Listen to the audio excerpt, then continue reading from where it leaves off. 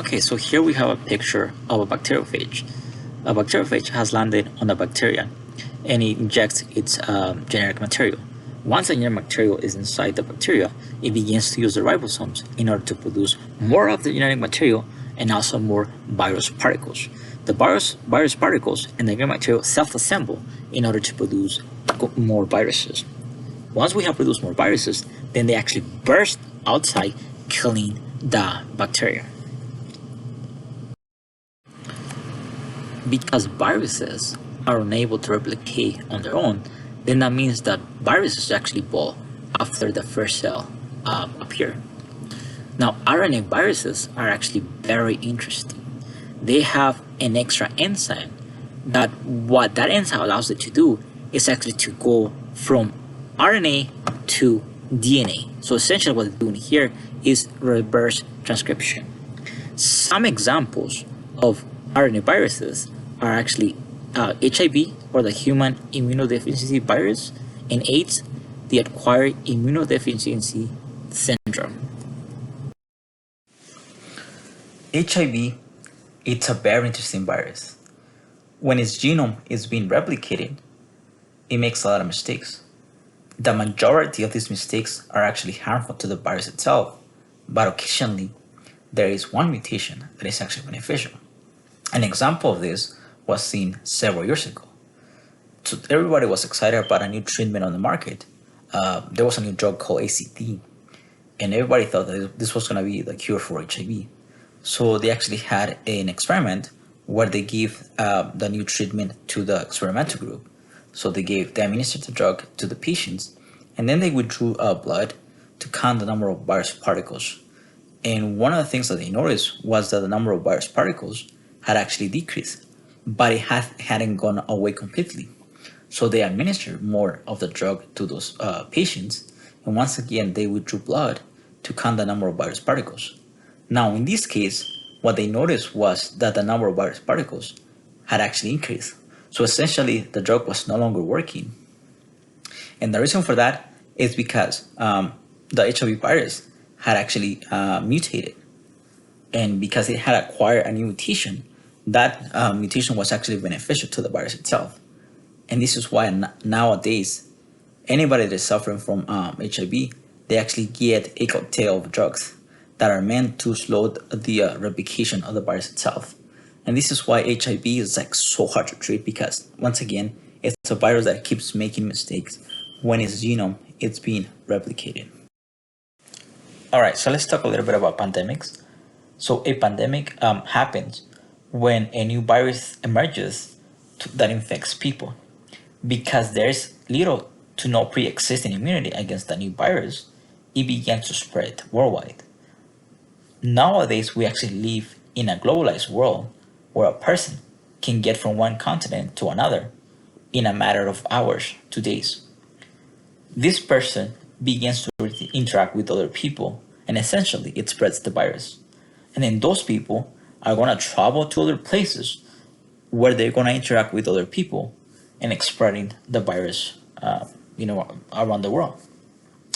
But how does a new virus emerges? So sometimes there is a mutation in an existing virus, and that mutation provides some sort of benefit to the virus. So for example, it makes it more virulent, because our body has never encountered this new strain of the virus. It is very difficult for our body to neutralize it. Another way in which a new virus can emerge is so organisms such as, for example, bats, so for example, dogs, for example, pigs, they actually carry viruses, and sometimes those viruses are actually spread to humans. Some examples of viruses that were actually found in animals and they actually jump to humans are, for example, COVID-19, HIV, the flu. So what are the treatments for viruses? So there are two main treatments. So there are vaccines and antiviral drugs. So a vaccine, it's a harmless lookalike of the virus. The purpose of vaccines are meant for our body to create a memory of what the virus looks like. so that when the actual virus comes into your body can actually recognize it and neutralize it without actually causing much harm. Antiviral drugs are meant to block a protein that the virus needs in order to escape from the host cell.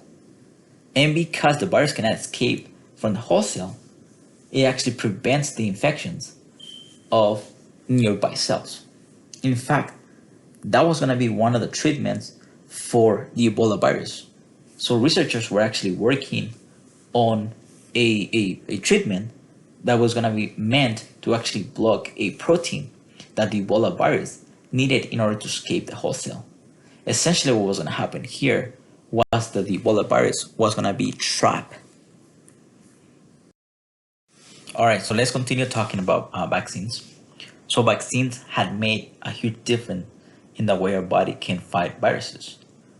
When we look at this image, we can see the morbidity of some viruses before we had a vaccine and then after a vaccine was available.